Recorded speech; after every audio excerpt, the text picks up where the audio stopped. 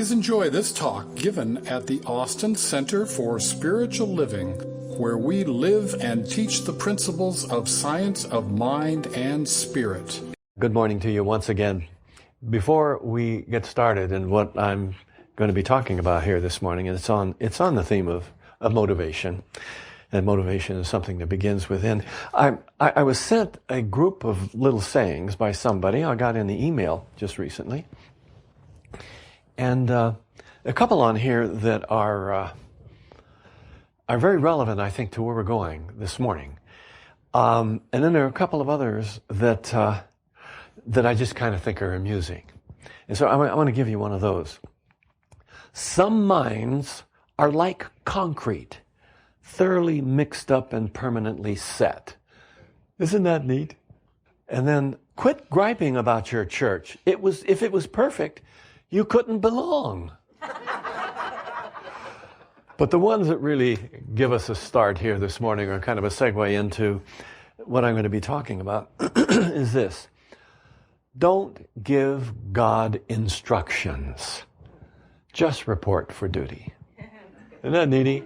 You know, I had a good friend, a minister, that used to use the expression, said, just show up and take your assignment.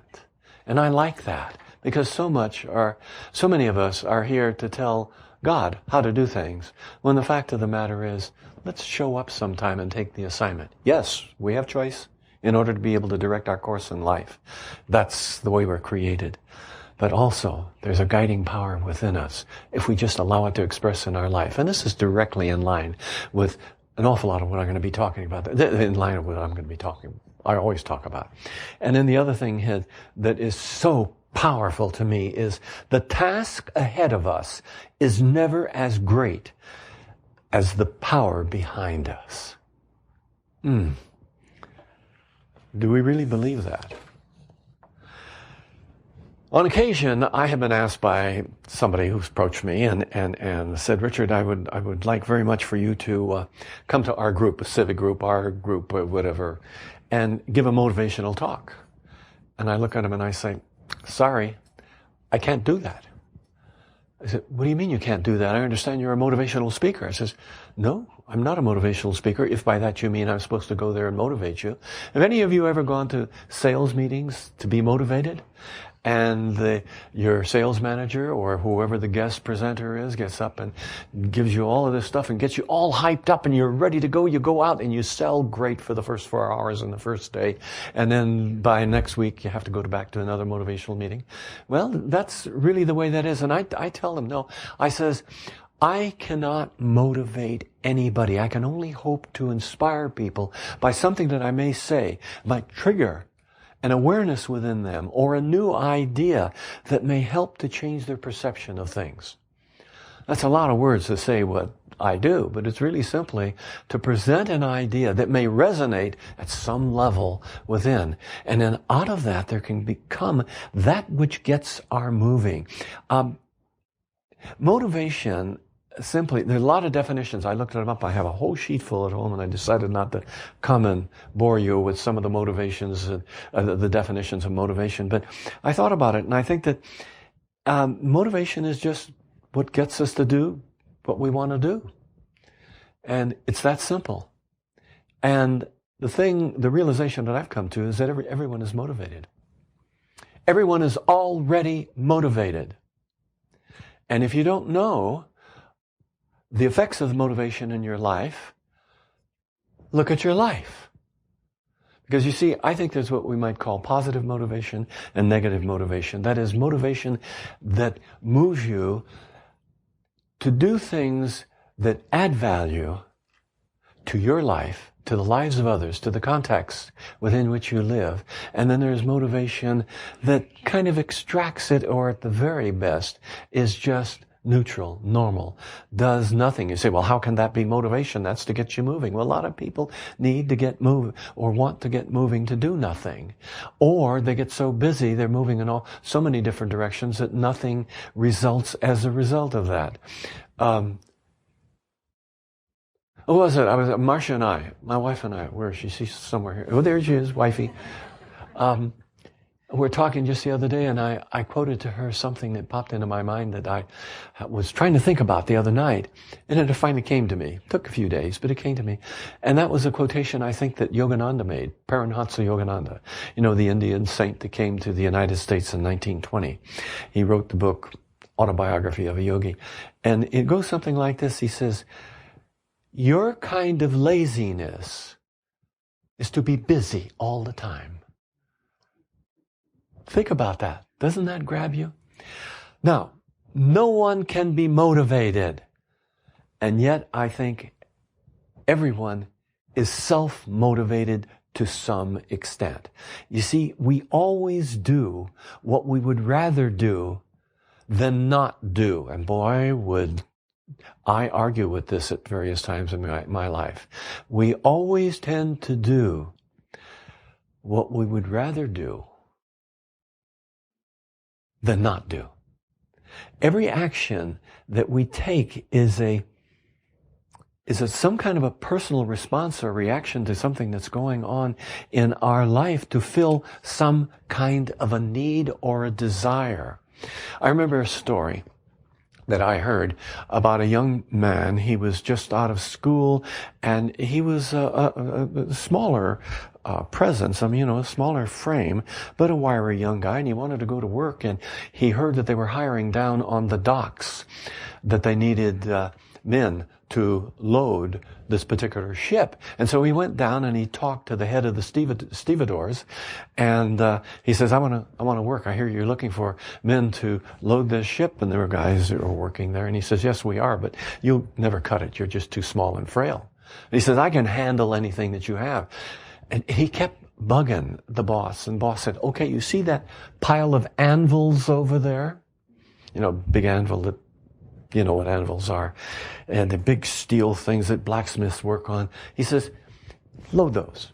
You go over and start loading those. And he turned it back to his clipboard, and the young man went off. And the next thing you know, the boss hears this big splash, and he turns and he looks, and he noticed that the boy had fallen into the drink between the dock and the ship from the gangplank where he was loading, and he come bubbling up to the surface, and he says, throw me a line, help, throw me a line. And then blah, blah, blah, blah, blah, he went down again, and he comes up again, and he says, so help me, either you throw me a line or I'm going to drop this damn anvil. Now, that's motivation, and sometimes I think the point that we have, that we want to make with something like this, is that sometimes we can push ourselves to the point, be motivated to do something that grows out of an obsessive compulsive desire to accomplish things and compromise ourselves. And I'm not talking about that, but I think it's wonderful to be motivated, to have whatever that is in us that is some kind of a response to life to fulfill some kind of a need. How do we motivate ourselves positively? We know the negative motivations. We've seen those things. They're usually involved in avoidance and fear and that kind of stuff. But how do we motivate ourselves positively? Well, I think positive self-motivation begins with a transformation of our attitude, or a change of our attitude. And our attitude is a combination of various elements. It's what we think, what we feel, what we do, how we behave, how these all come together to give us an attitude that allows us to be clearly focused on something important in our life, and then to apply that. But in being motivated to do something, we need to be convinced, I think, that the benefits that are going to come as a result of what it is we want to experience far outweigh the price that we're going to pay for it. And that makes sense. And let me go back just a little bit. Years ago, when I was not in the ministry too long, I mean, maybe 10 or 15 years. I've been in it for 36 years now. But I had the opportunity to happen, for whatever the reason, be in a context where I was dealt with a lot of people, some of them my very close friends, that were alcoholic. And then some that got into drugs. And then some of you here may be able to relate to some of this yourself. And I wanted to learn as much as I could about this. I was asked to participate in an intervention, so I went to some training on that. And the next thing you know, I started studying about it, and I wanted to learn more and more. And in my studies, it's interesting.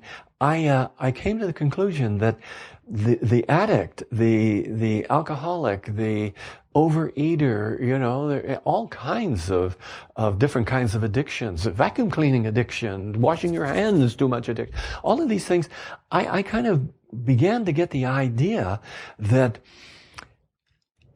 whoever has this kind of compulsion, whatever one it happens to be, they really must feel that the addiction is worth whatever the price is that they're paying.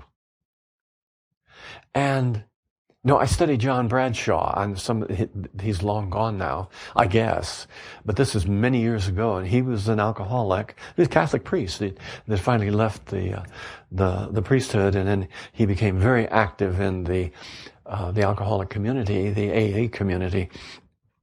And he had a definition that I like very much. And let me see if I can remember it. He says, addiction is the obsessive compulsive attachment to something without which we don't feel we can survive.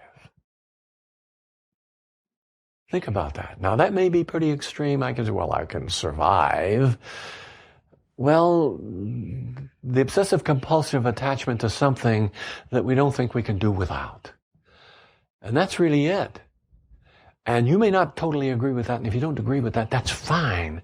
But take it and look at that and ask yourself, are there obsessive compulsive drives that I have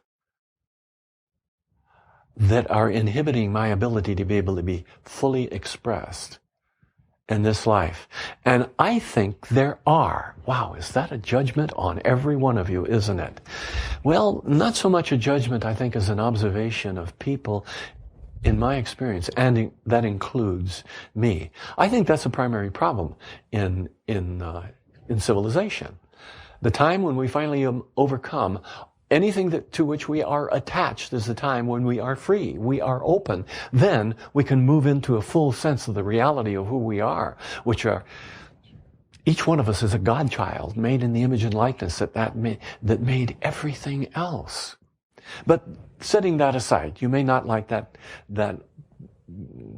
broad categorization of you, but the change in lives come when we realize that the cost is just too great. You see, this change of attitude, the change of awareness, it sets us on a more useful course, a more positive course. And one of the problems is we get into, and I talked a little bit about this last week, we get into classifying our behaviors as good or bad. And that traps us. And if you remember what little bit I talked about it last week, I'm going to elaborate on some more this morning here, that when we start classifying things as good or bad, oftentimes this causes us to avoid whatever the issue is about which we're making that judgment. You see, if we look at something, say, in ourselves as this is bad, then what we've done is we don't want to associate with that is bad. And so it's like we encapsulate it over here and it doesn't get dealt with. If we just change the terminology that we use to examine whatever the incidents are in our life, like, for instance, the terms I used last week. Stop looking at things as good and bad and think of useful and non-useful. That which adds value and that which maybe doesn't or extracts value. Do you see the difference there? Because to think in terms of useful or non-useful does not have a moral connotation associated with it, where bad or good does. You are morally okay. You are not morally okay. That creates such a separation. But this is useful and this is not useful. Now, this allows us to look at what's going on. And what you do, what you observe may be faulty. Maybe all kinds of mistakes that are involved in this. But there's the realization also that I as a person am okay. So I made a mistake. So what? And as you begin to understand this, you can extend that same kind of consideration to other people.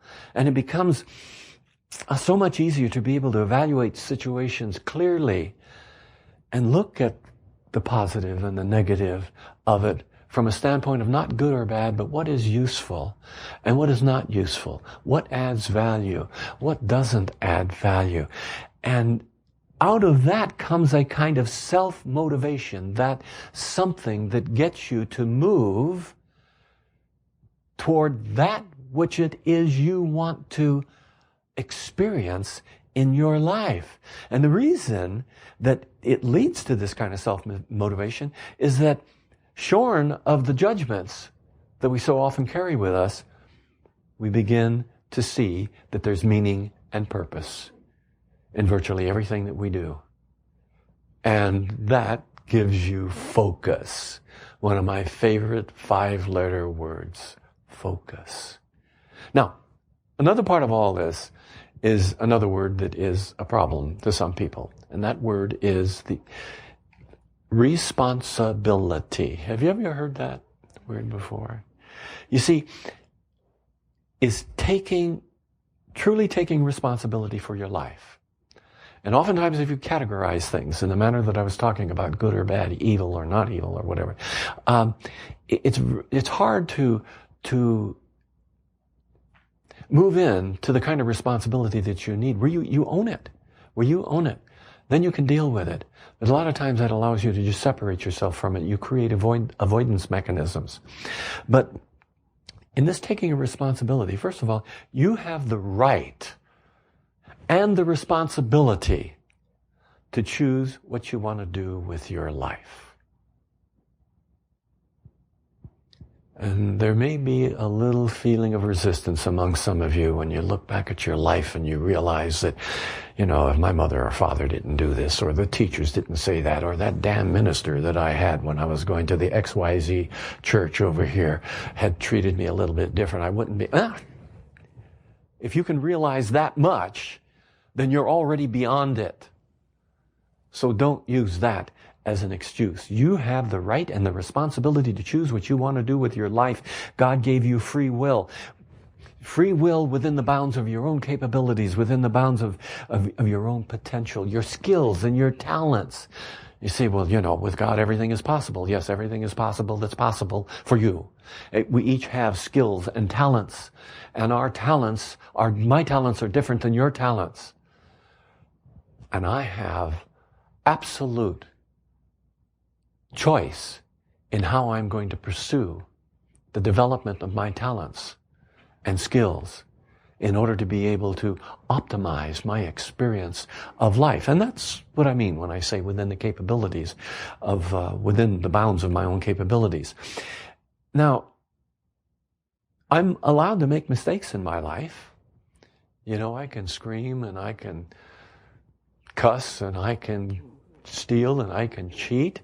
Or on the other hand, I can help, I can support, I can be there to help uplift people and encourage them.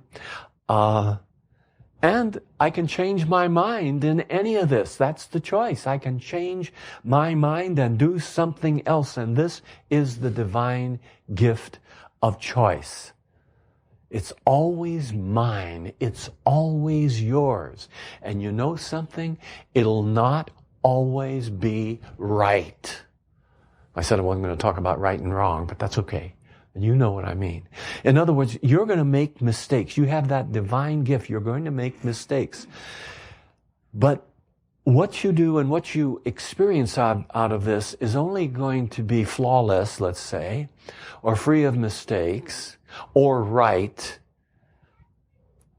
at your present level of awareness. And when I say that, when I talk about awareness in this sense, I'm talking about the degree to which you are aware of the truth of who you really are. Your true nature, that image likeness of God that you are, and the implications of that. And the more we get an insight in the possibilities, the unlimited possibilities that are there for us, grow in awareness of that, the more we can begin to draw those into our life simply by being aware of them. Isn't that amazing? You know, a good command to give a friend of yours sometime, if he or she is doing something stupid, is just to say, wake up, or stop it. We talked about that recently, didn't we? And you say, oh, but can't you give me some mystical set of words or mantra that is going to conjure up the spirit of Guru Dudu from out there in the universe somewhere, going to come in and transform our life? No, it won't happen. You make the choice and the transformation occurs within you. And as we begin to realize this, our awareness really has to do with the degree to which we know our own God-likeness. Then we realize that we are, in a sense, always doing the very best that we can under the circumstances. I had a teacher, a Sufi teacher. We talked a little bit about this in my class last Thursday night. He was a Sufi, and a variety of other kinds of things he incorporated into his system. And he made the comment one time that anything that a person does, when that person does it, it is right, proper, and justified. Now, think about that. Boy, did that challenge me. Did I want to argue with that? Argue with it, okay, but think about it. The key is, whatever a person chooses to do in that moment is right, proper, and justified. He may change his mind 10 minutes later, but in that moment. So in a sense, we really are doing the best that we can under the circumstances, aren't we? But when we can understand that, we can forgive ourselves because we do have the choice to be able to change our mind about things and stop beating on ourselves for our mistakes or for our inability to live up to the potential that we know we have within us and that we continually fall short of that. My younger son, which is now 52, 53 years old, I remember when he was a teenager one time, he had done something, and he was always one of these very self-critical kids. I don't know where that came from. And he still is, to some degree. But really, you know, it was hard for him to acknowledge his gifts, and he's so clever and so smart, and except for that self-critical, he takes after me in all of those other ways. But he did something, and he did it very well, and I was just so pleased, and I complimented him about it, and he looked at it and he says, but Dad, I didn't give it my best. I didn't quite know what to say. I probably gave him some words like some kind of pablum, you know, well, that's okay, next time try your best or try harder or something. But the fact of the matter is now, I would look at him and I would just say, stop that! Take the compliment. You did well. Acknowledge yourself. I wouldn't say stupid, but I sure feel like saying stupid. Do you see what I mean? How many times do we do that? How many times do we fall short of really acknowledging what it is that we are doing? Let's stop beating on ourselves. Let's stop bemoaning the fact that we made a mistake. Mistakes are wonderful if you use them. Mistakes provide us the opportunity to be able to wake up, to expand our awareness, to be able to release a lot of the emotional resistance and the suppressed stuff that we hold on to so much, like guilt and self-blame, those kinds of things. You own it. Take responsibility for it and move on. We're never going to be fully free until we accept full responsibility for our life and our actions and bring into play some self-forgiveness. And this means responsibility for every word, every thought, every deed, every decision, every action that we've taken. You know, we're going to pay the price for those things or reap the benefits for every one of them. And we learn and we grow according to the nature and the consequences of our actions in life. In wrapping this up, I just want to say this kind of simply. Nothing that we do is right or wrong, good or bad. There's only that which adds value and takes value. Now, I know some of you can say, there is evil, I've seen evil, I know it, and I agree with you. But get the idea in a general sense. Nothing I do is right or wrong or good or bad. But there can be that which is useful and that which is not useful. There is that which is going to add value. There is that which is going to actually take value away from a system or context, something we're dealing with. And this is very useful terminology. It turns your mind around and opens you to be able to look at what's going on in your life without judgment. How can I encourage more of being able to express and live my life in this way? Well, there's some very simple things you can do. You can ask yourself some questions, and I want to leave you with just a few questions here. Actually, they're all pretty much the same question, or maybe two questions, but I'll go through them all.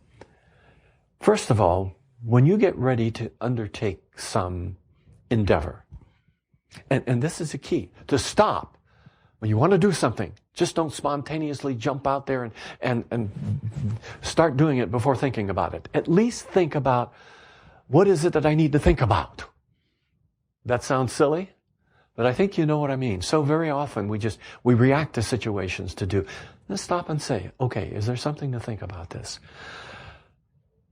Is this a useful thing to do? Is this going to add value?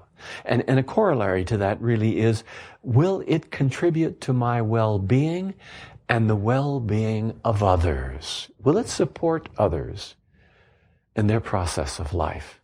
Those are two questions, but it's really the same question. Another one is that, does it fit into the context of the flowingness of life, the natural laws as I understand the natural laws? You say, oh, wait a minute, I'm not a scientist. I don't know that much about that. You know what I'm talking about.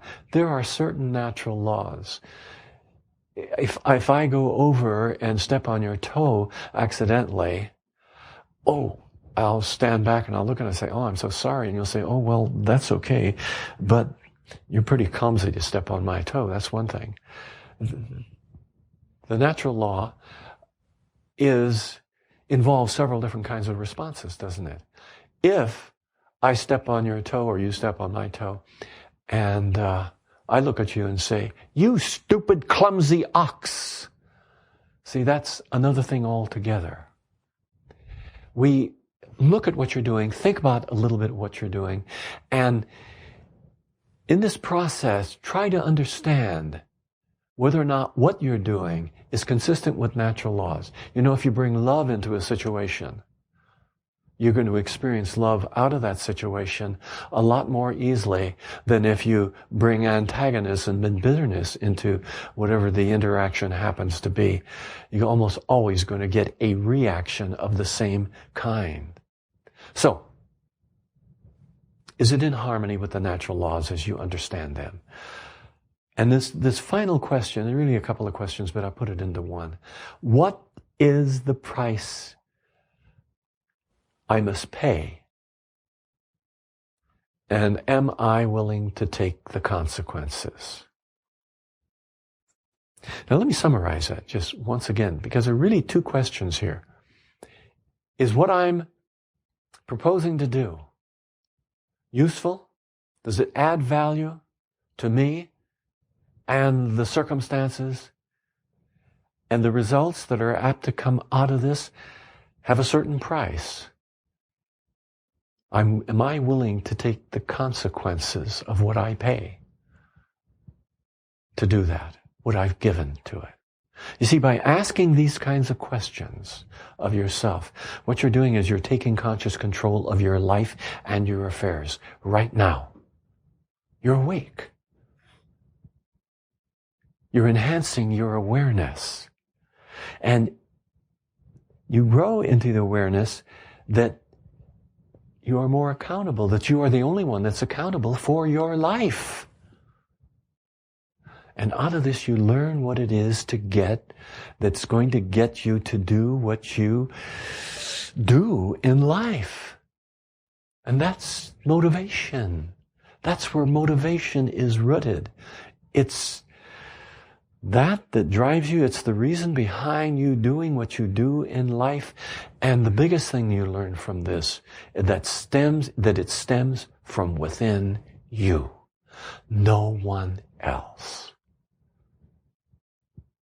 You see, there is a God presence, a spark, that spark of divinity that's at the center of every one of us. And it's constantly pushing on our consciousness saying, I'm here for you. Open up and let me express. It is constantly urging us, prompting us to be let loose in our life. Dr. Ernest Holmes has the statement that he says, I like very much.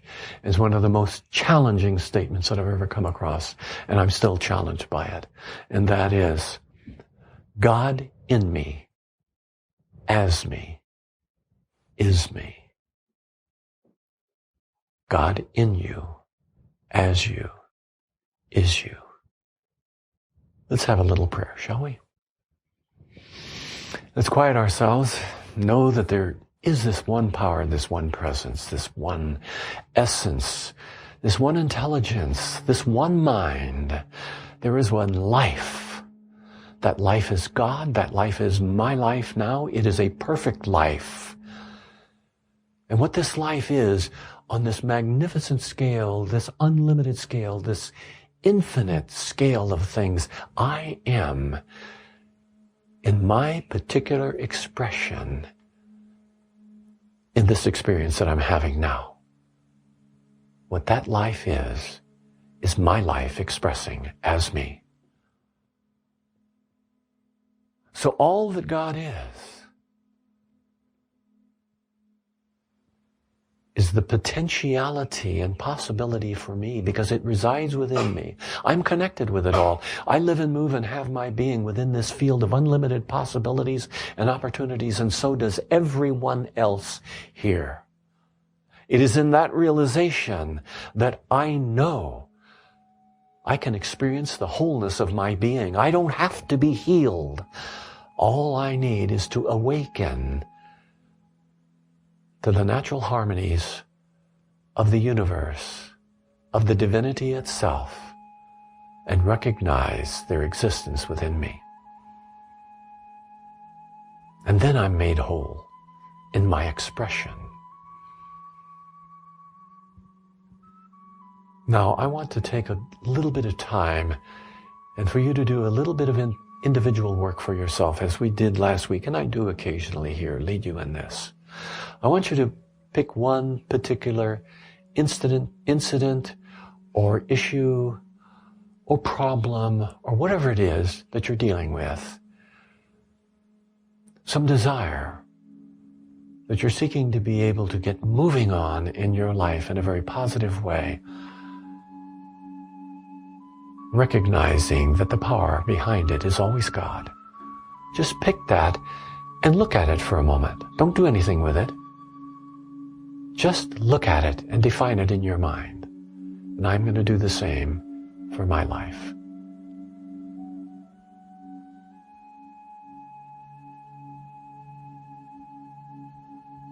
Okay. Do you have that fixed in mind, whatever that is?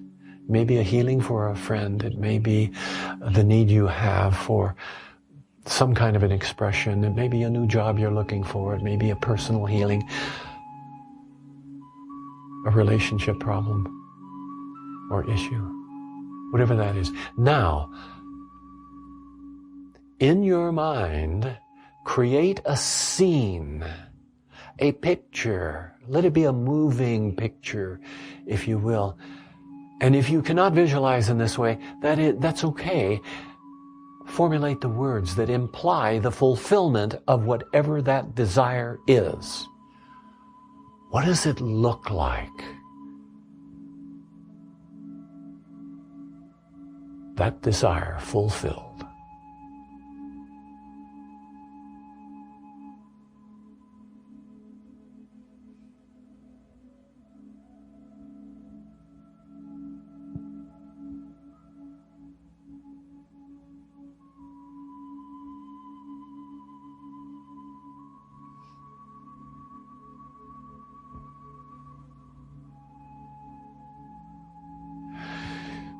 Now take a deep breath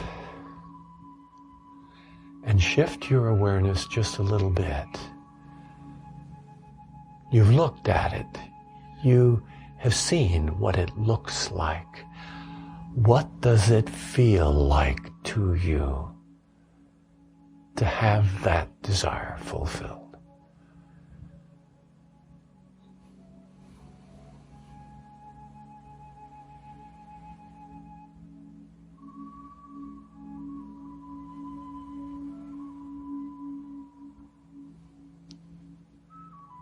Now tell yourself silently, thank you, thank you, thank you.